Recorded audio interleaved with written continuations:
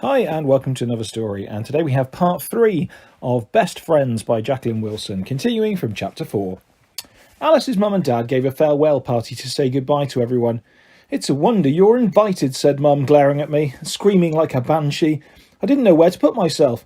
You try that lark again, young lady, and you'll end up with a good old-fashioned smack bottom." "Now then, love, poor Gemma was upset," said Dad. "Well, she'll be even more upset if she doesn't behave impeccably at the party," said Mum.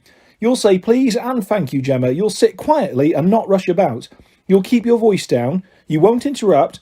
You'll eat like a little lady, and you'll take care not to spill anything down your dress." "What dress?" I mumbled. "Your party dress, you silly girl," said Mum. "I'm not wearing that party dress," I said. Mum had spotted the truly terrible custard yellow frilly frock in last year's sales, and she bought it for me. It looked ludicrous. Jack and Callum had howled with laughter when Mum made me try it on. Dad said I looked like a lovely little daffodil, but then he burst out laughing too. I had torn the dress off and shoved it right at the back of my wardrobe, praying that no one would ever invite me to a party posh enough for me to have to wear the frock. "This isn't a party, I protested. It's going to be in the garden. Alice isn't wearing a party dress. Oh, Mum, please don't make me. I'll look so stupid." "You'll do as you're told. It's the perfect occasion. You've got to get some wear out of that dress before it gets too small for you," said Mum. I bet she knew all the other kids would be in jeans or shorts. She was just paying me out for being so rude to Auntie Karen. I knew that if I argued too much, Mum wouldn't let me go to the party at all. I had to be a bit artful. I put on my t-shirt and shorts under the yellow disaster and decided I'd rip the dress off at the first opportunity. I still had to wear it there, though. It looked worse than ever now. It was a bit on the small side, cutting me under the arms and showing a lot of my legs. "Trust you to have ugly great scabs on both knees," said Mum, tugging at my hem to try to make the frock longer. "Do try to stand straight, Gemma. The dress is all bunched up." It was bunched up because of the t-shirt and shorts underneath. I stepped out of Mum's reach quickly before she whipped up my skirts and found out. Dad repeated his daffodil remark when he saw me. I expected Callum and Jack to rerun hysterical laughter, but maybe I was looking so glum they felt sorry for me. Jack just nodded at me and Callum patted me on the back.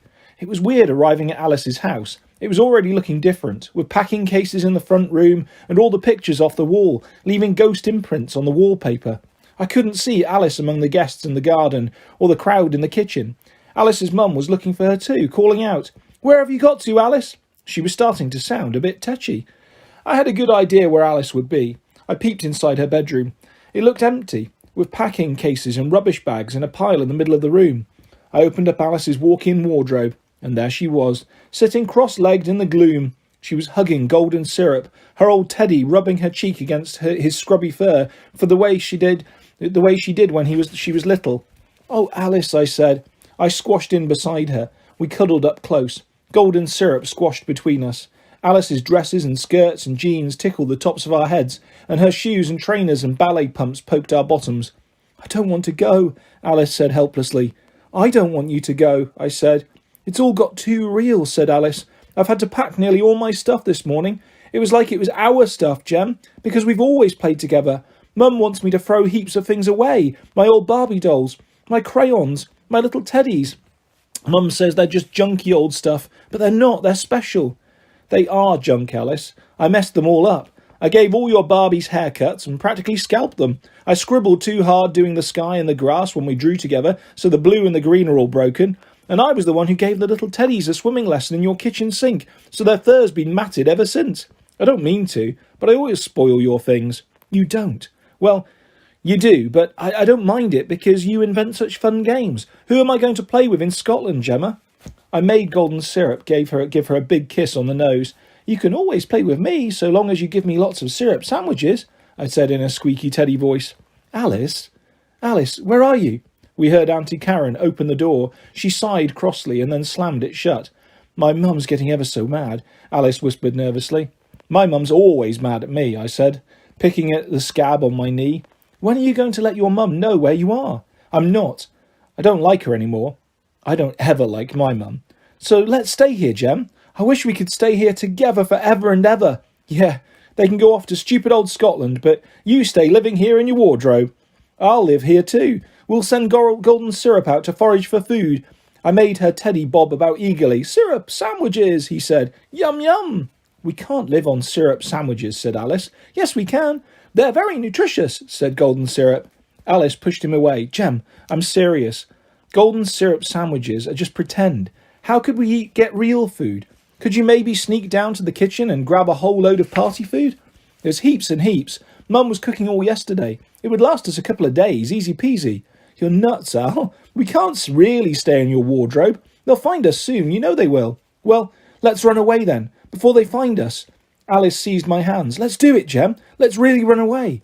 Right, yes, let's. Only they'll come after us, won't they? Our mums will get in a flap and go to the police and give them our descriptions. Missing. One girl with long fair hair in pink and one girl with long short sticking up hair in vile yellow frills. Though I can take it off, I said, struggling out of the dreadful dress. Hey, we'll both change and go in disguise.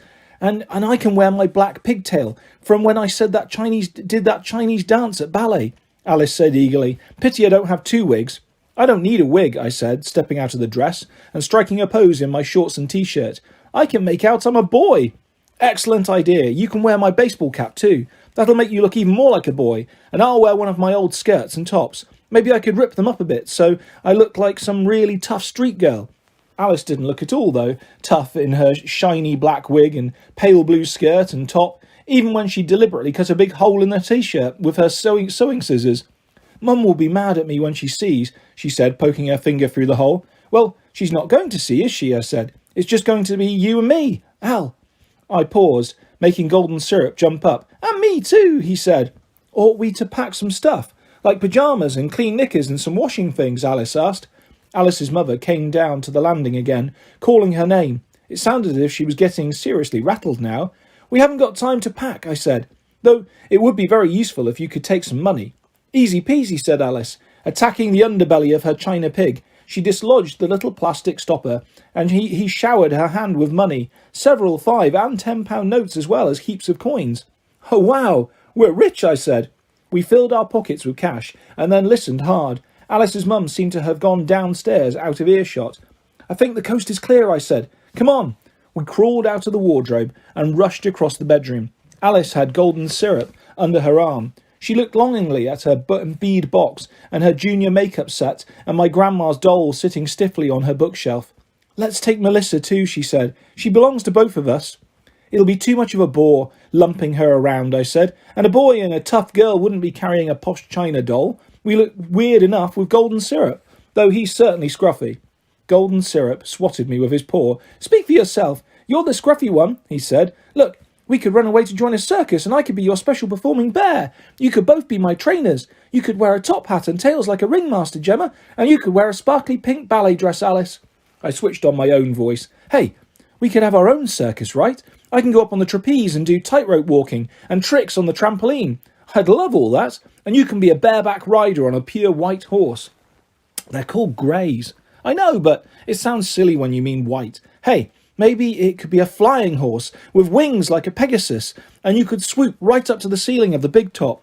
Big tops don't have ceilings. Alice, will you stop being so picky? We're only playing. Yes, but this isn't a game. This is real. It is real, isn't it? We can really, really run away. My tummy went tight. I'd thought we were just pretending. I knew just how dangerous it would be if we ran off on our own. I thought how worried Mum and Dad would be, even if we were missing just a few hours. Callum would be worried too, and even Jack. Then I thought about Grandad and what it would do to him. He wasn't really all that well. He'd started to wheeze quite a bit when we were out walking. He had to keep having a rest when we went upstairs. What if he had a heart attack with the shock of me going missing? But Alice gripped my hands tight, her eyes very big and blue and pleading. I couldn't let her down. Of course we're really running away, I said, dropping Golden Syrup on his head to show I wasn't playing anymore. Come on then, let's get going. We walked cautiously out of Alice's bedroom, listening hard. We couldn't hear Alice's mum. Perhaps she'd gone to look for her in the garden. We whizzed down the stairs quickly, dodged past some old uncle and out to the front door before he'd drawn breath. We charged down the front path. I vaulted over the front gate just to show off, and then I grabbed Alice's hand, and we ran down the road. It felt so weird, the two of us out alone, even though it was just Alice's ordinary street of neat black and white houses with tidy gardens and clipped privet hedges. It felt like we were hacking our way through the jungle, with lions lurking in the shadows and snakes slithering through the creepers. It's okay, Alice. We're going to be fine, I said. Let's keep running, just in case they're coming after us, said Alice. We ran and ran and ran. I'm used to running, so it wasn't too hard for me. Alice hates running. By the time we got to the end of the road, she was very pink in the face, and her black wig was slipping sideways. Maybe we should slow down now, I suggested. No, we've got to get far away, Alice gasped. So we went on running. Alice was bright red by this time, and her wig had fallen so far forward she could hardly see where she was going. We ran past the parade shops. I wondered about asking Alice if she could buy some sweets, and it didn't seem the right moment. I tried to ignore the fact that I was starving hungry. We ran past the park with the tiny toddler swings, where we dangled day after day when we went to nursery school. Then we ran past our school, all shut up because it was Sunday. That's one great thing about running away. We won't have to go to school anymore, I panted. Alice was so out of breath, she couldn't speak at all, but she managed to nod. We ran down the road with the church, with the chiming clock. We've been runaways for 15 whole minutes, I gasped. I looked around. Al, they're not coming after us, honestly. It'll be hours before they twig we're gone. Do let's stop running. Alice stopped. She was purple now. The veins were standing out on her forehead. Her eyes were agonised. She leaned against the wall. Her hands clutched her side. She was wheezing worse than Grandad. Have you got a stitch? Bend over, that'll make it better, I said, patting her. Alice bent over. She looked so weak I was scared she was going to carry on bending until her head went bonk on the pavement. I seized her by the waist, holding her up. There. Is that better? I said after a few seconds. Not really. Sit down, I suggested. I meant on the little wall behind us, but Alice just sat down right on the pavement, without fussing about dirtying her dress. In fact, she lay down, hands on her chest, eyes closed. Is she all right? Said a lady, pushing a buggy, gazing at flattened Alice. She's fine, I insisted, although Alice didn't look the least bit fine. She looked as if she was dead. I kicked her gently. Sit up, Al. Stop messing about. Alice struggled upwards. She tried to smile at the woman to show she was okay, but she still looked pretty scary. Where's your mother, dear? Said the lady. Alice blinked helplessly. She's just in that shop. Down the road, I said quickly. I pulled at Alice's arm. Come on, let's go and find your mum. I dragged her up and made her stagger away with me. Not so quick. I still can't breathe, Alice gasped. Yeah, I know, but you're making that lady suspicious. We shouldn't attract attention, or they'll start reporting us. We have to wise up. You weren't wise. You said my name. No, I didn't. You did. You said it. Out loud. Al, you said. Well, Al could be any old name. It could be short for Alexandra, or Alicia, or Alibaba. Shut up. Okay, maybe we should fix on new names, just to avoid further suspicion. I'm a boy now, so I'll be Michael. I'm a Liverpool supporter, and Michael Owen is the absolute tops. Okay, Michael, said Alice, giggling. She'd got her breath back at last. So, who shall I be? Brittany? Kylie? Sabrina? They're all blondes. You're a brunette now, I said, pulling her wig straight. Maybe you should have a Chinese name. I don't know any. Do I have to wear a wig? It's so hot and itchy. It's vital. They'll have this message going out on the telly soon that they'll say you've got long blonde hair, and that's the bit that will stick in people's minds. If you've got black plaits and I'm a boy, no one will give us a second glance. Alice sighed and blew upwards to cool herself, but she didn't protest further. You look a bit like Justine in Tracy Baker on the telly, I said. Be Justine. It's a cool name. Okay, Justine. Yes, Justine. Yes, I like it. So, will we stay Justine and Michael for good now? You bet. And if we have to go to some new school, I'll stay Michael. And then I'll get on in all the best football teams and have my own gang. But I'll always play with you at lunchtimes.